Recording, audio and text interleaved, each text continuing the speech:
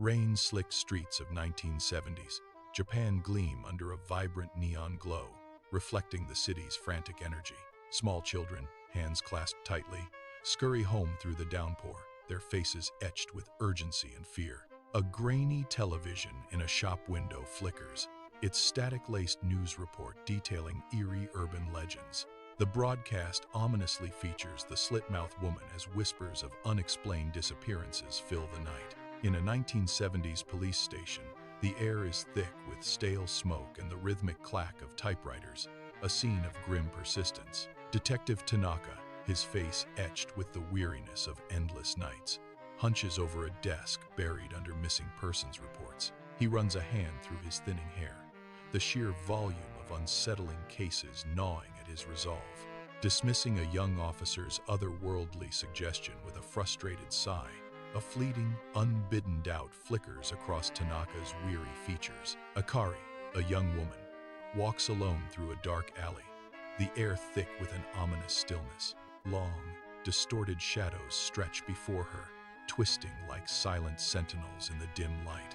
The familiar city hum vanishes, replaced by an unsettling, almost deafening quiet that presses in on her. She fumbles for her phone, its fragile screen a tiny, hopeful beacon against the encroaching darkness.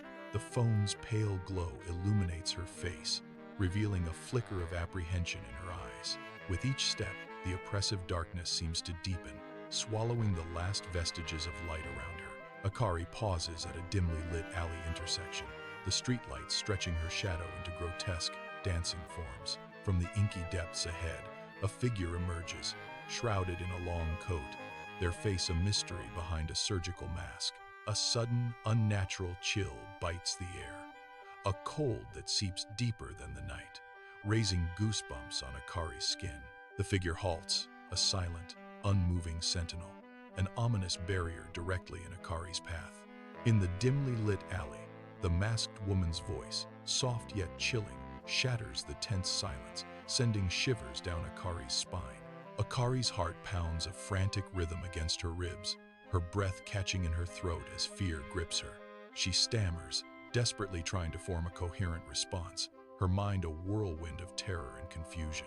Old warnings about the Kuchiseikiana flash through her mind, each tale more terrifying than the last. The masked woman's voice, a silken whisper, asks the chilling question, "Am I pretty?" In the dim alley light, Akari stands her ground, her wary eyes reflecting the ominous glow of the night. Shrouded in shadow, the masked woman tilts her head, a chilling gesture that sends a shiver down Akari's spine. A heavy, tense silence hangs between them, thick with unspoken threats and a looming confrontation. Akari breaks the silence, her voice cutting through the tension. "You're average." In the dimly lit alley, the masked woman slowly raises a gloved hand, a chilling silence hanging in the air. Her fingers, impossibly delicate, begin to pull down the surgical mask, revealing a horrifying secret.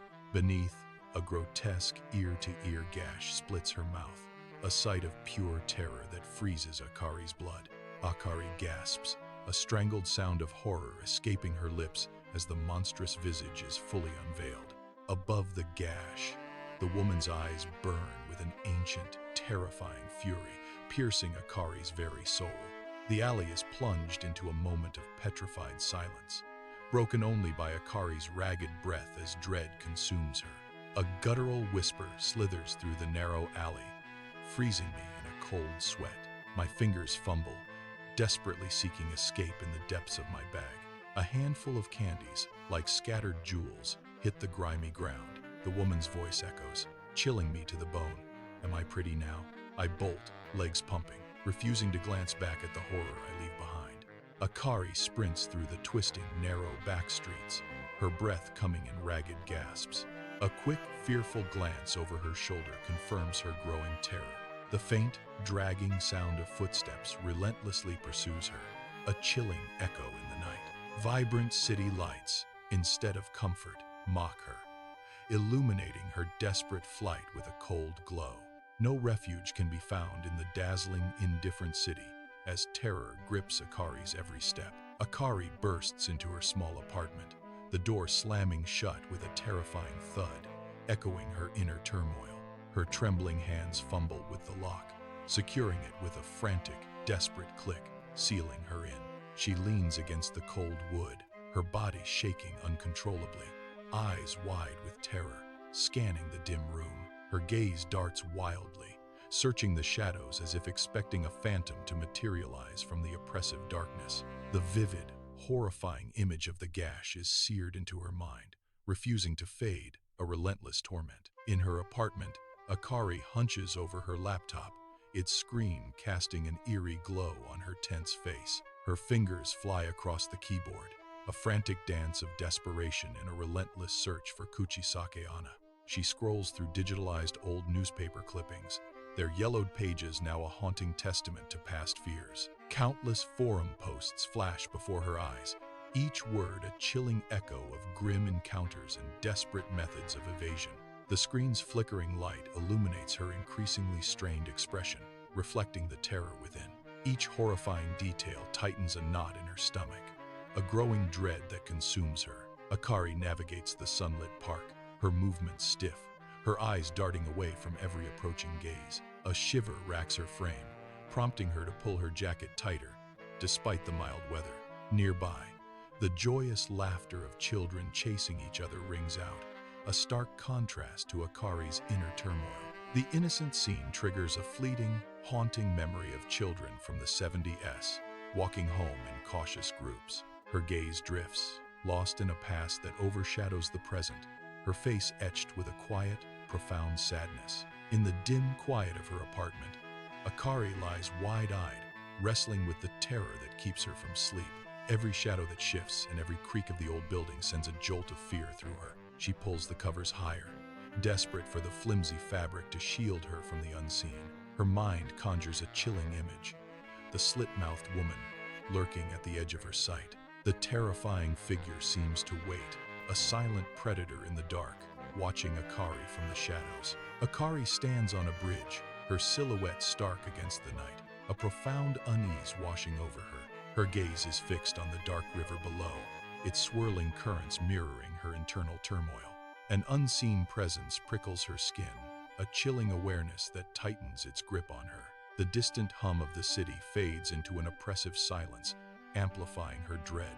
Her breath catches, a gasp swallowed by the vast, cold expanse of the night. A profound sense of internal dread settles, a heavy weight pressing down on Akari. Akari approaches her apartment building, the city lights reflecting the urgency in her hurried footsteps.